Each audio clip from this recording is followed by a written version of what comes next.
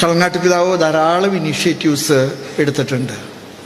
പള്ളിക്കാപ്പറമ്പിൽ പിതാവും വയലിൽ പിതാവും ഒക്കെ ചെയ്തതിൻ്റെ തുടർച്ചയായിട്ട് വളരെയേറെ ഇനീഷ്യേറ്റീവ്സ് പിതാവ് എടുത്തിട്ടുണ്ട്. പിതാവ് ആസ്പത്രി തുടങ്ങുന്നുവെന്ന് കേട്ടപ്പോൾ ഞാൻ പിതാവിനോട് ഒരു റിസർവേഷൻ പറഞ്ഞു, പിതാവെ ശ്രദ്ധിച്ചേക്കണം. കാരണം കോട്ടയം ജില്ല എനിക്ക് തോന്നുന്ന മെഡിക്കൽ ശുശ്രൂഷയിലെ വളരെയേറെ സ്ഥാപനങ്ങളുള്ളൊരു സ്ഥലമാണ്. മെഡിക്കൽ കോളേജുണ്ട്, കോട്ടയം രൂപതയുടെ ആസ്പത്രിയുണ്ട്. ഒരു പുതിയ ആസ്പത്രി പിതാവ് തുടങ്ങുമ്പോൾ ശ്രദ്ധിക്കണം എന്നൊക്കെ ഞാൻ പറഞ്ഞാണ്ട് പിതാവിനോട് പറഞ്ഞു. ഒരു കാര്യം എനിക്ക് ഉറപ്പാണ്, ജൂബിലി മിഷൻ ഹോസ്പിറ്റലിൻ്റെ അനുഭവം വെച്ച് അവിടെ ജോലി ചെയ്യുന്ന ഡോക്ടർമാരിൽ നല്ലൊരു ശതമാനം പാലക്കാരാണ്.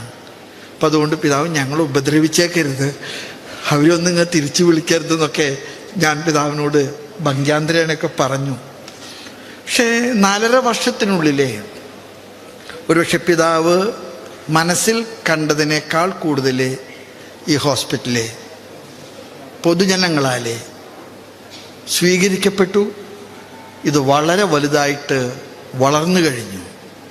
ഇനിയൊന്നും പേടിക്കാനില്ല. നിങ്ങൾക്കറിയാവുന്നതുപോലെ മെഡിക്കൽ ഫീൽഡിൽ ഇന്ന് ധാരാളം ബുദ്ധിമുട്ടുകളുണ്ട്.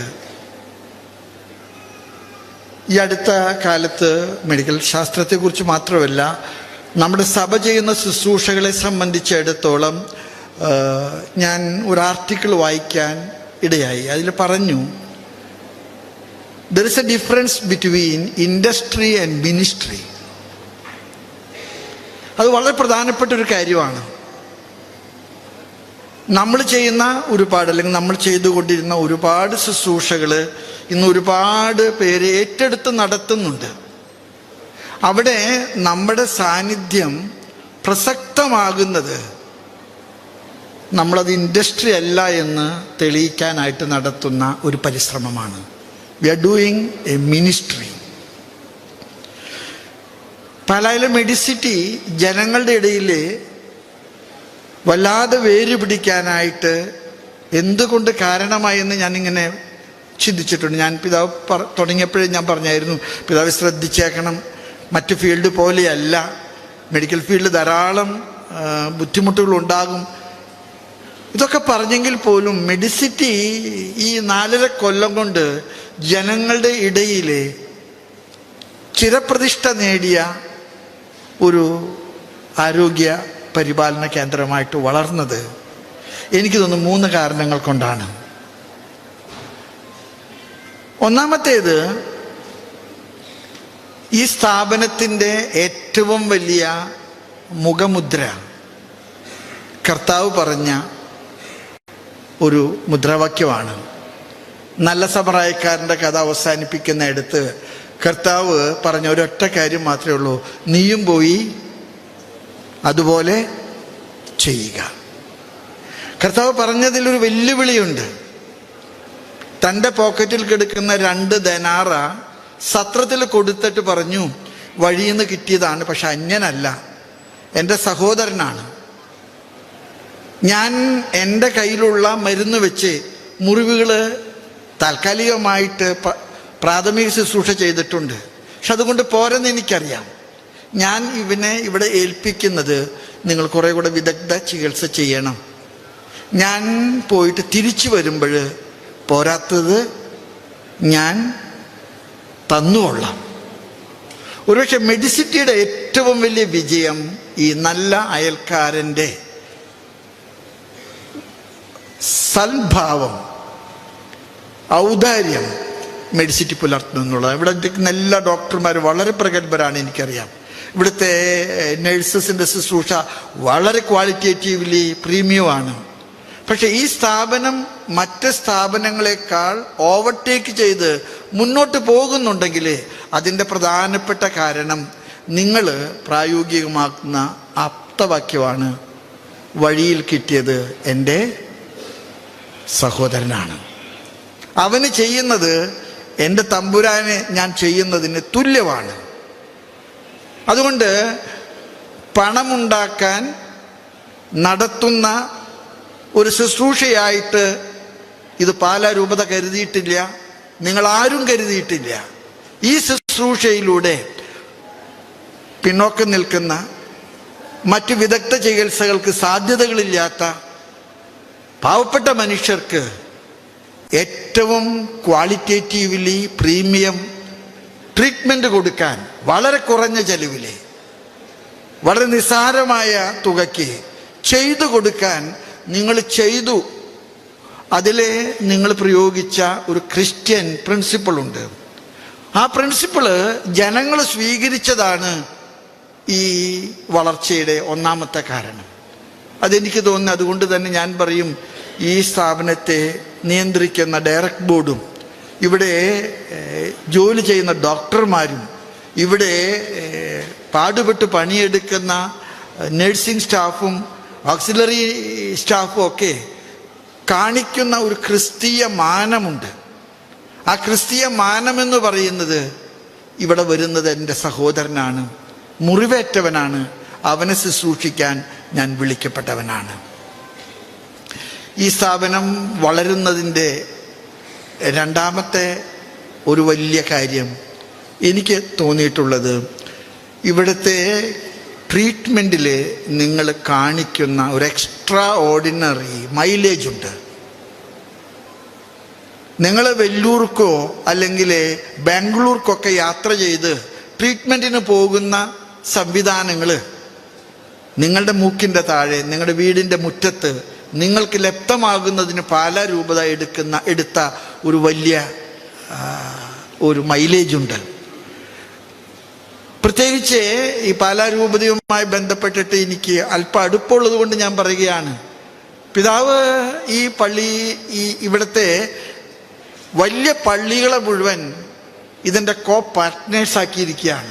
ആ പള്ളിയുടെ പണം മുഴുവൻ വെടി പൊട്ടിച്ച് കളയാനോ ദീപാലങ്കാരം നടത്തി കളയാനുള്ളതല്ല. ആ പണമൊക്കെ സാധുക്കൾക്കും പാവപ്പെട്ടവർക്കും പ്രയോജനകരമായിട്ട് ചെയ്യാൻ കാരണമാകുന്ന വിധത്തിൽ സ്പെൻഡ് ചെയ്യണമെന്നുള്ള ഒരു കാഴ്ചപ്പാട് കൊടുക്കാൻ പിതാവിന് കഴിഞ്ഞിട്ടുണ്ട്. അതുകൊണ്ട് തന്നെ ഈ സ്ഥാപനം മുന്നോട്ട് പോകുന്നത് പാലാ രൂപതയിലെ സാമ്പത്തിക സുസ്ഥതയുള്ള പള്ളികളും കുടുംബങ്ങളും ഇവിടുത്തെ നല്ല മനുഷ്യരും ഇതിനോട് കാണിക്കുന്ന ഒരു മാനസിക അടുപ്പമുണ്ട്. എനിക്ക് തോന്നുന്നത് അത് സൃഷ്ടിക്കുന്ന ഒരു മാനസിക സന്തോഷമുണ്ട്. എനിക്ക് മെഡിസിറ്റിയെ കുറിച്ച് എപ്പോഴും തോന്നിയിരിക്കുന്ന ഒരു കാര്യമാണ്, ഇവിടെ നിങ്ങൾക്കറിയാം,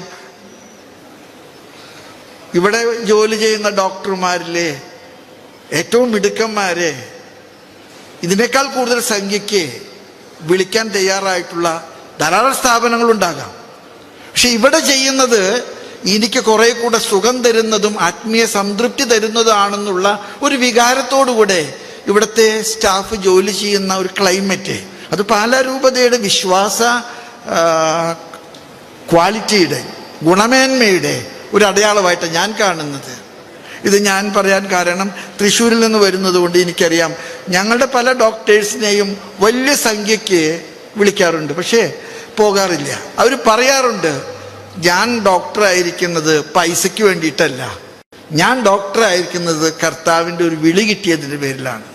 അതുകൊണ്ട് നമ്മൾ ഉടുപ്പിട്ട അച്ഛന്മാർ മാത്രമാണ് മിഷണറിമാരെന്ന് നമ്മളാരും ധരിക്കരുത്. ഇവിടെ ജോലി ചെയ്യുന്ന ഡോക്ടേഴ്സും ഇവിടെ ജോലി ചെയ്യുന്ന നഴ്സുമാരും ഇവിടെ അനുബന്ധമായിട്ട് ഇവിടെ ജോലി ചെയ്യുന്ന എല്ലാവരും തന്നെ ഈ സ്ഥാപനത്തെ ഏറ്റെടുക്കുന്നത് ഒരു ക്രൈസ്തവ വിശ്വാസത്തിൻ്റെ ഒരു സാംസ്കാരികമായിട്ടുള്ള മൂല്യബോധത്തിലാണ്. അതുകൊണ്ട് തന്നെ ഈ സ്ഥാപനം മുന്നോട്ട് പോകുമ്പോഴത് വിജയിക്കുന്നത് ക്വാളിറ്റിയുള്ള ട്രീറ്റ്മെൻറ്റ് മാത്രമല്ല, ലെസ്സർ എക്സ്പെൻസിലുള്ള ട്രീറ്റ്മെൻറ്റ് മാത്രമല്ല, ഇവിടെ ജോലി ചെയ്യുന്നവർ കാണിക്കുന്ന അഭൂതപൂർവമായിട്ടുള്ള ഒരു ക്രൈസ്തവ സ്നേഹത്തിൻ്റെ നല്ല സമ്പ്രദായക്കാരൻ്റെ ഒരു ഭാവമുണ്ട്. അവസാനമായിട്ട് എനിക്ക് പറയാനുള്ളത്, ഈ സ്ഥാപനത്തിൻ്റെ വളർച്ച ബാലൻസ് ഷീറ്റിലല്ലെന്നാണ് ഞാൻ വിശ്വസിക്കുന്നത്. ബാലൻസ് ഷീറ്റ് വേണ്ടെന്നുള്ള അർത്ഥത്തിലൊന്നുമല്ല, ബാലൻസ് ഷീറ്റൊക്കെ വേണം. പക്ഷെ ഈ സ്ഥാപനത്തിൻ്റെ വളർച്ച പാവങ്ങളോട് പക്ഷം ചേരുന്നതിലെ നമ്മൾ കാണിക്കുന്ന താല്പര്യത്തിൻ്റെ ഒരു അടയാള നക്ഷത്രമായിട്ട് മാറണം. പാവങ്ങളോട് പക്ഷം ചേരുന്നത്, ഒരുപക്ഷെ ഇവിടെ കൊടുക്കുന്ന ട്രീറ്റ്മെൻറ്റ് പുറത്തു പോയിട്ട് സ്വീകരിക്കാൻ കഴിയാത്ത ധാരാളം പാവങ്ങൾ ഈ നാട്ടിലുണ്ട്. മതം നോക്കാതെ, ജാതി നോക്കാതെ, അവൻ്റെ യാതൊരു ഐഡൻറ്റിറ്റിയും നോക്കാതെ അവരൊക്കെ സ്വീകരിക്കാനായിട്ട് കഴിയുന്നത് കൊണ്ടാണ്. ഞങ്ങൾ പലപ്പോഴും മിഷൻ ഹോസ്പിറ്റലിൻ്റെ പശ്ചാത്തലത്തിൽ ഞാൻ പറയാണ്, വികാരിച്ചന്മാരെ കത്ത് കൊടുത്ത് വിട്ടു കഴിഞ്ഞാൽ ഞങ്ങൾ പറയാറുണ്ട്, അച്ഛനെ വിളിച്ചിട്ട് ചോദിക്കാറുണ്ട്, അച്ഛാ എന്താ ചെയ്യേണ്ടത്? അച്ഛൻ വളരെ പാവമാണ് പിതാവ്, കൊടുത്തേക്കണം, വളരെ സാധുക്കളാണ്, കൊടുത്തേക്കണം, മറ്റു മതസ്ഥരായാൽ പോലും കൊടുത്തേക്കണം. അവിടെ കാണിക്കുന്ന ഔദാര്യം ഉണ്ടല്ലോ, ആ ഔദാര്യമാണ് ഈ സ്ഥാപനം ഈ നാടിനോട് പ്രസംഗിക്കുന്ന സുവിശേഷം. ഈ നാടിനോട് ഈ സ്ഥാപനം ഒരു സുവിശേഷം പ്രസംഗിക്കുന്നുണ്ട്. അത് മൈക്ക് കെട്ടിയുള്ള ഒരു സുവിശേഷമല്ല. ഇവിടെ കൊടുക്കുന്ന ട്രീറ്റ്മെൻറ്റ് ലാഭേച്ഛകൾ കൂടാതെ പാവങ്ങളോട് പക്ഷം ചേരാൻ, കർത്താവിൻ്റെ സൗഖ്യത്തിൻ്റെ വരം കൊടുക്കാൻ നിങ്ങൾ കാണിക്കുന്ന ഒരു മൈലേജ് ഉണ്ട്. ആ മൈലേജിനെ ഞാൻ വിളിക്കും ഒരു എക്സ്ട്രാ മൈലേജ് എന്ന് വിളിക്കും. പറഞ്ഞില്ലേ, നിന്നോട് 1 കിലോമീറ്റർ ഒരു ദണ്ട് വരാൻ പറഞ്ഞവൻ്റെ കൂടെ നീ 1 ദണ്ടും കൂടെ പോകുക, നീ 1 മൈൽ കൂടെ പോകുക. അതുകൊണ്ട് മെഡിസിറ്റി 4.5 കൊല്ലം കൊണ്ട് നേടിയ നേട്ടം ആൾബലം കൊണ്ടും അർത്ഥബലം കൊണ്ടും നേടിയ നേട്ടം മാത്രമല്ല, അതൊക്കെ ഇതിൻ്റെ ഭാഗമായിരിക്കാം. പക്ഷേ ഇവിടെ നൽകുന്ന ശുശ്രൂഷയിലെ ഇതിൻ്റെ ഉടമസ്ഥരും, ഇവിടെ ജോലി ചെയ്യുന്ന ഡോക്ടർമാരും, ഇവിടെ പ്രവർത്തിക്കുന്ന ഓക്സിലറി സ്റ്റാഫും, ഇവിടെയുള്ള സർവ്വ വൈദികരും, ഇവിടുത്തെ ജനങ്ങളൊക്കെ കാണിക്കുന്ന ഒരു ഔദാര്യത്തിൻ്റെ നല്ല സമ്പ്രദായക്കാരൻ്റെ രൂപമുണ്ട്. അത് തുടരാൻ നമുക്ക് കഴിഞ്ഞാൽ ഈ ആസ്പത്രി ആർക്കും പിറകോട്ട് വലിക്കാൻ പറ്റില്ല. ഈ ആസ്പത്രി മേൽക്കുമേൽ അഭിവൃദ്ധി പ്രാപിക്കുമെന്ന് എനിക്ക് ഉറപ്പുണ്ട്. 4.5 കൊല്ലം കൊണ്ട് നിങ്ങൾ ഒരു 40 ആണ്ടിൻ്റെ വളർച്ച എത്തിക്കഴിഞ്ഞു. 4.5 കൊല്ലമായിട്ടുള്ളൂ, പക്ഷെ 40 കൊല്ലത്തിൻ്റെ വളർച്ച നിങ്ങൾ നേടിക്കഴിഞ്ഞു. പ്രത്യേകിച്ച് ഓങ്കോളജിയുടെ കാര്യത്തിൽ എനിക്ക് പ്രത്യേകം പറയാൻ ആഗ്രഹമുണ്ട്. ഇന്ന് ക്യാൻസർ ഇല്ലാത്തവനെ കണ്ടെത്താൻ വിഷമമായിരിക്കുന്ന ഒരു കാലാവസ്ഥയിലേക്കാണ് നമ്മൾ നീങ്ങിക്കൊണ്ടിരിക്കുന്നത്. അങ്ങനെയുള്ള ഒരു കാലാവസ്ഥയിൽ വളരെ നിർധനരായിട്ടുള്ള ധാരാളം രോഗികൾക്ക് സഹായം കൊടുക്കാൻ ഈ സത്രം കാരണമാകട്ടെ. സത്രം എന്ന വാക്ക് നിങ്ങൾക്കറിയാം, ബൈബിളിൽ മനോഹരമായിട്ടുള്ളൊരു വാക്കാണ് സത്രം. ആ സത്രം കയ്യിലെ കാശ് കൊടുത്തിട്ട് പറഞ്ഞു, ഇവൻ എൻ്റെ സഹോദരനാണ്, അന്യനല്ല. അതുകൊണ്ട് ലാഭനഷ്ട കണക്കുകൾ നോക്കിയിട്ടല്ല ഈ സ്ഥാപനത്തിൻ്റെ വളർച്ച നിശ്ചയിക്കേണ്ടത്. ഇവിടെ കൊടുക്കുന്ന ക്വാളിറ്റി ട്രീറ്റ്മെൻറ്റും അതിൽ പണം മോഹിക്കാതെ നടത്താൻ നമ്മൾ നടത്തുന്ന പരിശ്രമവും അതിൻ്റെ വിജയമായിട്ട് തീരട്ടെ. ഞാൻ ദീർഘിപ്പിക്കുന്നില്ല. പലരൂപതയോടുള്ള ഈ കാര്യത്തിൽ നിങ്ങൾ എടുത്ത നിലപാട് എത്ര ജനകീയമായി, എത്ര വിജയകരമായി, അത് എത്ര പ്രസക്തമായി എന്ന് ഈ 4.5 കൊല്ലത്തെ വളർച്ച തെളിയിക്കുന്നു. ഇനിയും നമുക്ക് ഒരുപാട് ദൂരം മുന്നോട്ട് പോകണം. പ്രത്യേകിച്ച് ഓങ്കോളജി സ്പെഷ്യലൈസ് ചെയ്യുന്ന കേരളത്തിലെ തന്നെ ഏറ്റവും നല്ല ഹോസ്പിറ്റലായിട്ട് പാലാ മെഡിസിറ്റീസ്, മാർസ്ലി മെഡിസിറ്റി വളരട്ടെ എന്ന് പ്രാർത്ഥനാപൂർവ്വം ആശംസിക്കുന്നു. എല്ലാ നന്മകളും ദൈവാനുഗ്രഹം നേർന്നുകൊണ്ട് ഞാൻ എൻ്റെ വാക്കുകളെ നിർത്തുന്നു. നന്ദി, നമസ്കാരം.